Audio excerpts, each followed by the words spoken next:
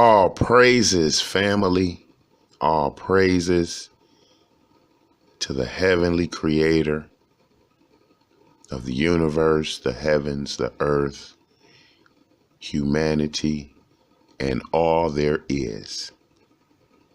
I am blessed, honored, and privileged to come back to you today. This is Revelations.Unveiled Detroit. And just feeling wonderful and excellent and superfluous and superb and all those wonderful adjectives that you may come across in the dictionary to describe wellness and goodness and peace. And back before you again to be in the spirit of the holy word of the Creator, and to understand the walk of that word made flesh, which we call the Messiah and our King of the nation of Israel, as we humbly await his arrival to restore order and justice to this world. And so this is a continuation of the Sabbath Wisdom Series, Part 2, and I'm excited to get back into it. So I'm not going to speak too long, but the first part was we were introduced to Brother King Solomon, son of King David, and the third king of the nation of Israel. And upon ascending to the throne, he was asked by the Holy Creator what he wanted for himself. And the brother submitted an answer most humbly of wisdom and discernment and justice to be a righteous administrator and ruler of the people of the nation. So we are going to go back and sip at an actual event of Brother King Solomon's wisdom. And then we are going to dive into the second chapter of Ecclesiastes. And then we have something new.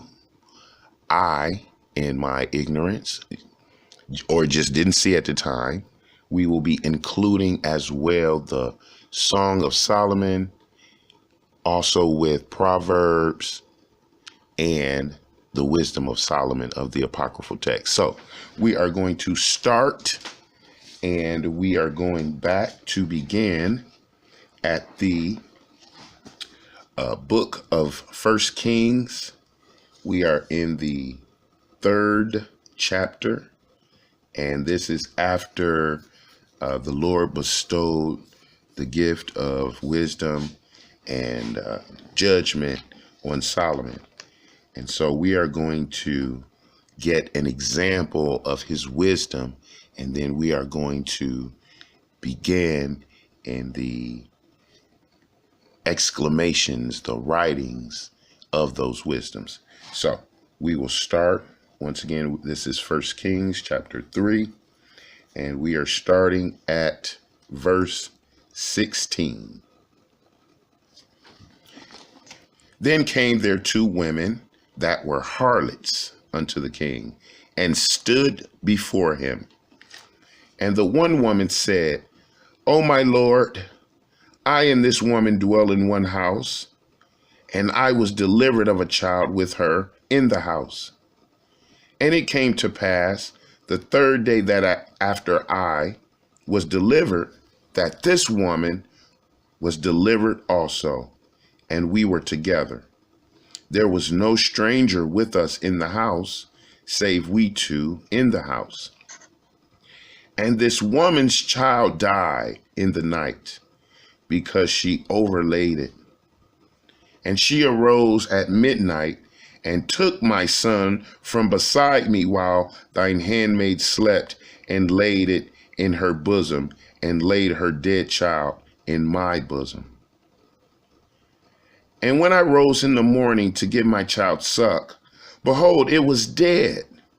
But when I had considered it in the morning, behold, it was not my son, which I did bear. And the other woman said, No, But the living son is my son, and the dead is your son. And this said, no, but the dead is my son, and the dead, and the other, verse 22, and the other woman said, no, but the living is my son, and the dead is your son. And this said, no, but the dead is your son, and the living is my son. Thus they spake before the king. Then said the king, the one saith, this is my son that liveth, and thy son is the dead. And the other saith, no, but my son is the dead, but her son is the dead, and my son is the living. And the king said, bring me a sword. And they brought a sword before the king. And the king said, divide the living child in two, and give half to the one and half to the other. Then spake the woman whose the living child was unto the king, for her bowels yearned upon her son. And she said, O my lord, give her the living child, and in no wise slay it. But the other said, let it be neither mine nor hers, but divide it. Verse 27. Then the king answered and said, give her the living child, and in no wise slay it. She is the mother thereof.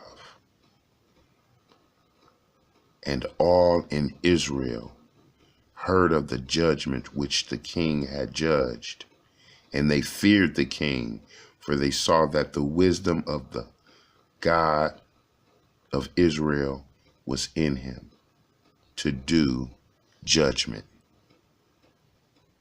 All right, that was Brother King Solomon administering judgment between two women who had two children, and one sister overlaid her child or rolled over on him in the night and killed him, and took the dead baby and gave it to the other lady, and took the other lady's alive child and kept it for herself. And true mom discovered the conspiracy or the wicked evil of the other woman and took it before the king.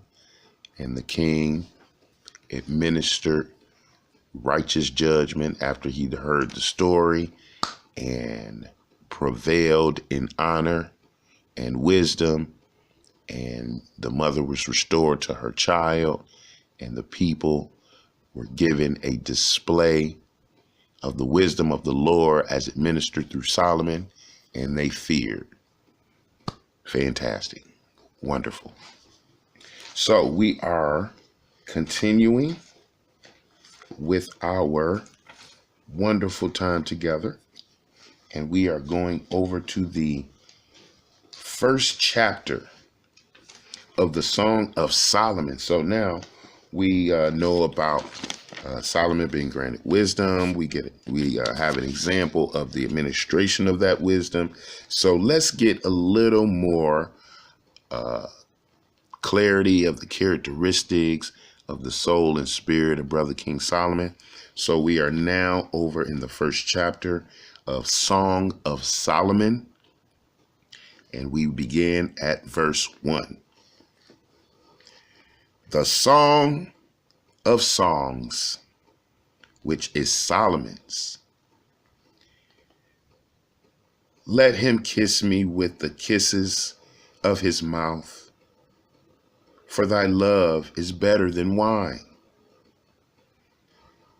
Because of the savor of your good ointments, your name is as ointment poured forth. Therefore do the virgins love you. Draw me, we will run after thee. The king hath brought me into his chambers. We will be glad and rejoice in thee. We will remember thy love more than wine. The upright love thee.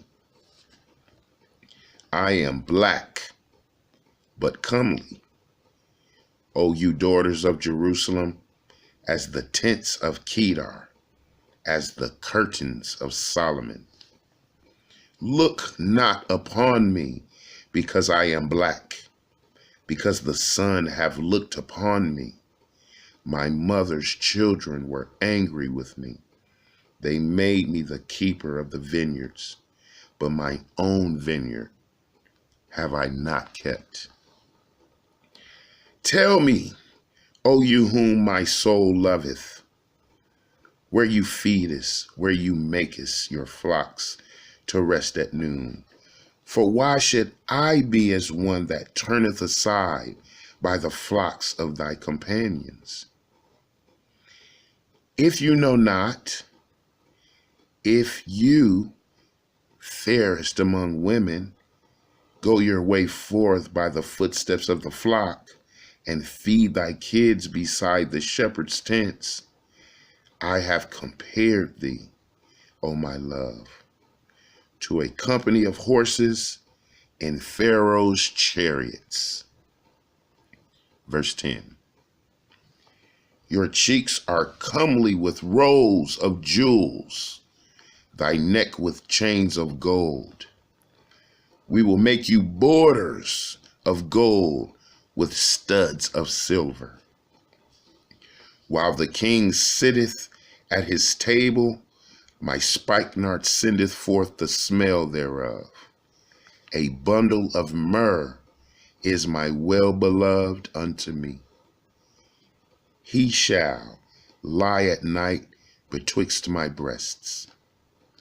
Verse 14. My beloved is unto me as a cluster of camphor in the vineyards of En-gedi. Behold, you art fair, my love. Behold, you art fair. You hast dove eyes. Behold, you art fair, my beloved. Yeah, pleasant. Also, our bed is green. The beams of our house are cedar, and our rafters of fir. All right. That was the Song of Songs, which is Solomon's, chapter 1. I like that. It was a song. I felt the harmony. I felt the flow. It was there. Solomon has a talented wisdom of lyrics. All right. I'm there. I feel it. I'm with it. And we are continuing. And we are sitting down. We are shutting up. We are being quiet. We are listening, learning, respecting the wisdoms of the Holy Creator. So we are now at the book of Ecclesiastes, and we are starting in chapter 2 to continue the Sabbath wisdom series. So Ecclesiastes chapter 2 and verse 1. I said in mine heart, go to now, I will prove thee with mirth. Therefore, enjoy pleasure. And behold, this is also vanity. I said of laughter, it is mad, and of mirth, what doeth it? I sought in mine heart to give myself unto wine, yet acquainting mine heart with wisdom, and to lay hold of folly, till I might see what was that good for the sons of men, which they should do under the heaven all the days of their life. Verse 4.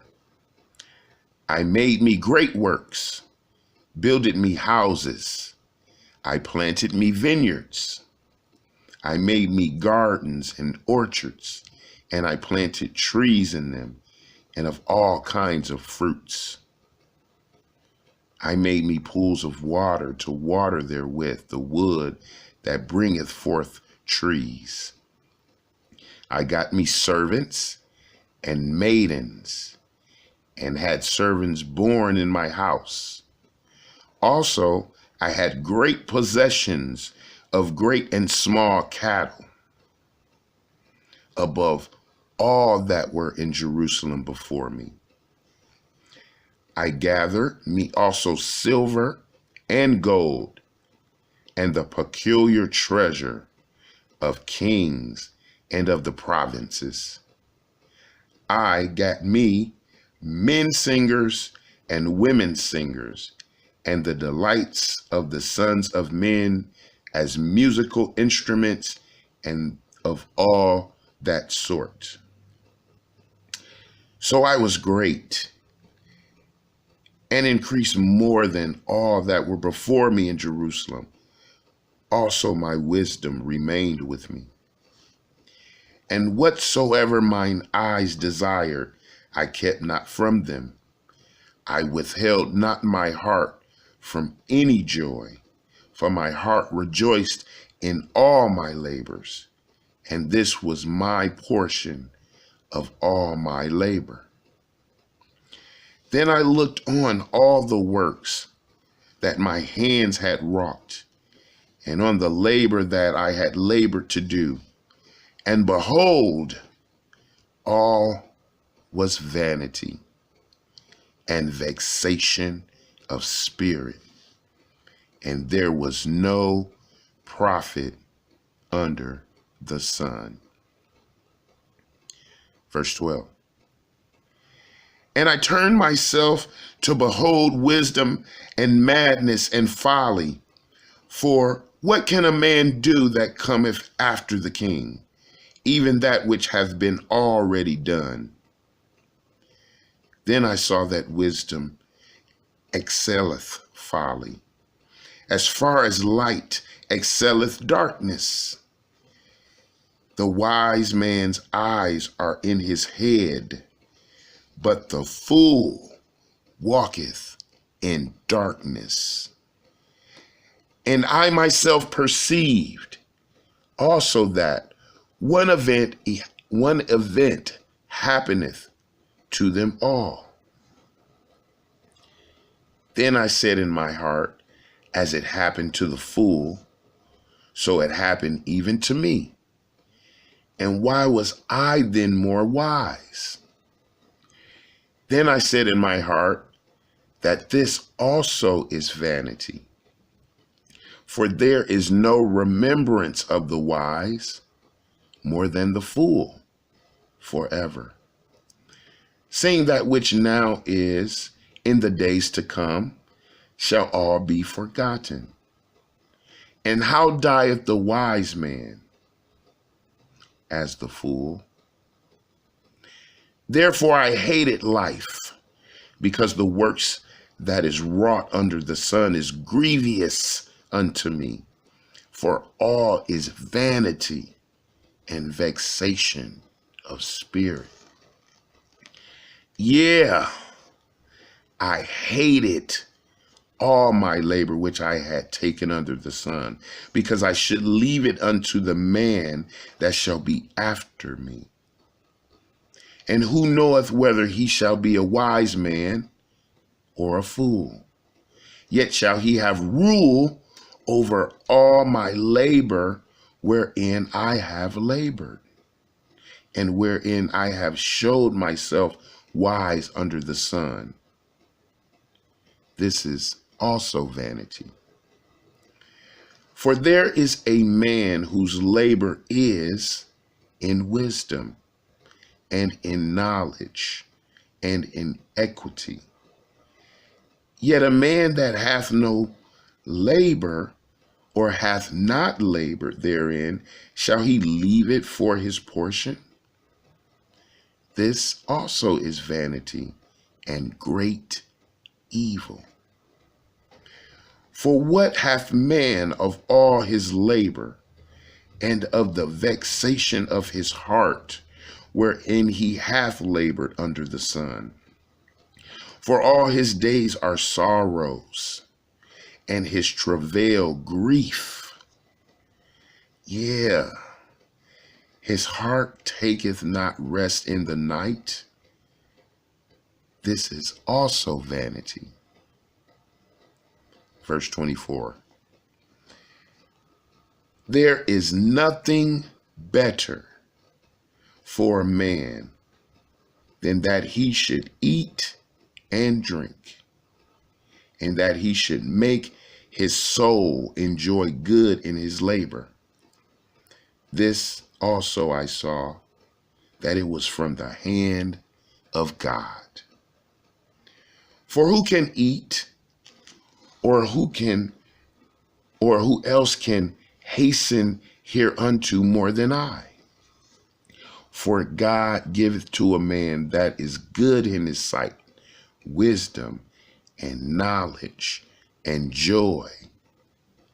But to the sinner he giveth travail to gather and to heap up, that he may give to him that is good before God.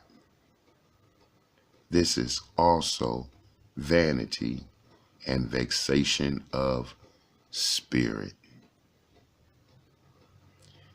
Verse 26 again. For God giveth to a man that is good in his sight wisdom and knowledge and joy. But to the sinner he giveth travail to gather and to heap up, that he may give to him that is good before God. This is also vanity and vexation of spirit.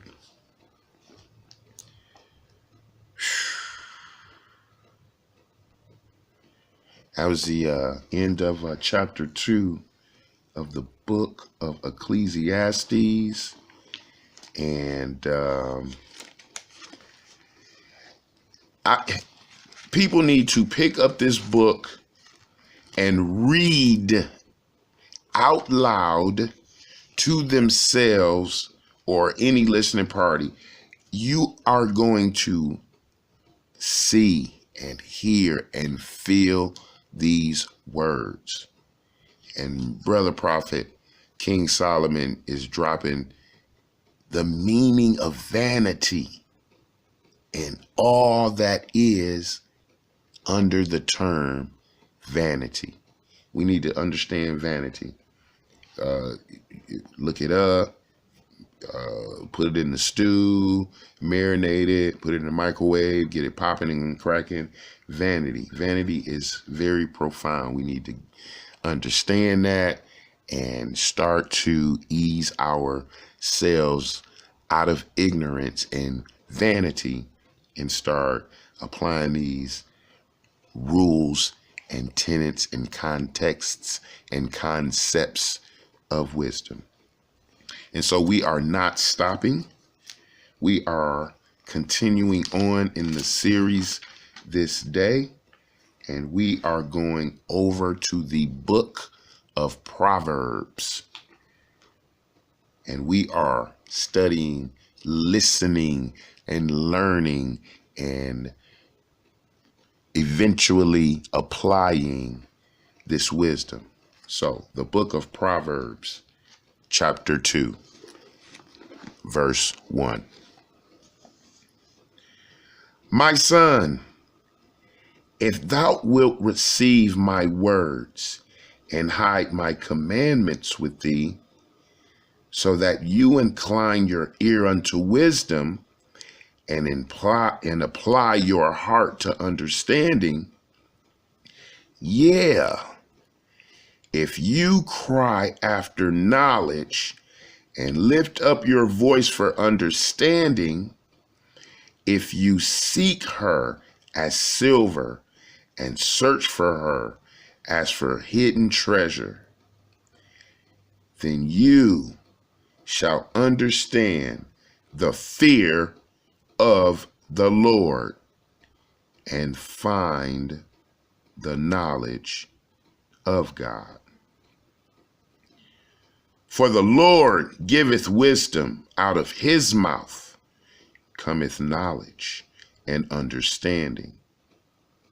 Verse 7. He layeth up sound wisdom for the righteous. He is a buckler to them that walk uprightly.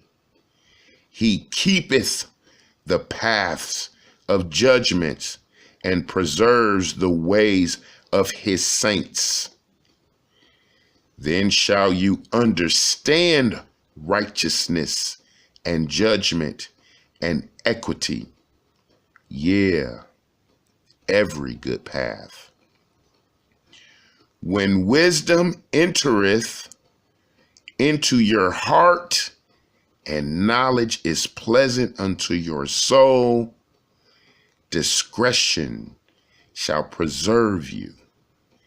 Understanding shall keep you, to deliver you from the way of evil men, from the man that speaketh froward evil things, who leave the path of uprightness to walk in the ways of darkness, who rejoice to do evil and delight in the frowardness and evil of the wicked, whose ways are crooked, and they froward and are evil in their paths, to deliver you from the strange women, even from the stranger which flatter with her words.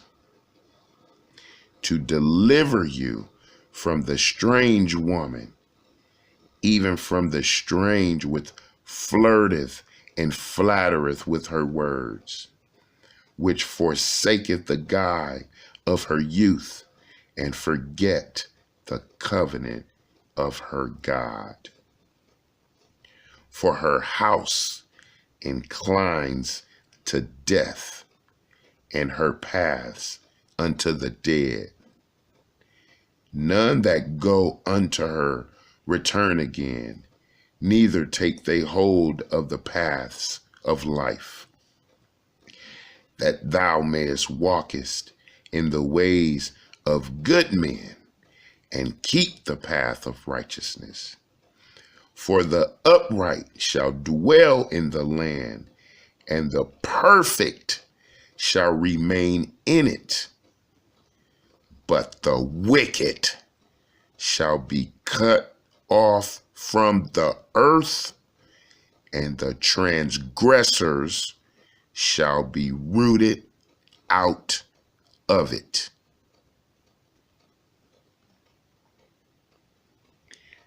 And that is what it is. That is the end of chapter 2 of the book of Proverbs. And that concludes the first part of the Sabbath Wisdom series, second installment.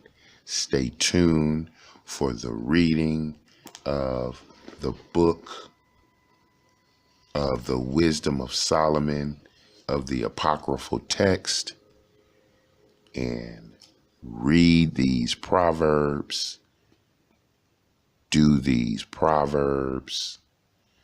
I will be back again very shortly to complete this presentation. As always, a pleasure privilege and honor to speak to the descendants of slaves, those conquered and colonized, the scattered tribes of the house of Israel. And so we have created our first row on the path of wisdom, and we will complete the second row this Sabbath weekend, and we will begin our first step carnally to step on that spiritual path and apply these principles and begin to come out of darkness and into righteousness. All praises to the heavenly creator of the universe, the earth, the seas, humanity, and all there is. And we humbly submit our petition for the opportunity, for the gift and breath of life, so we may continue our journey on reconciliation of the nation, of the 12 tribes, so we may be deemed worthy for the entrance into the kingdom of heaven on earth. So be it.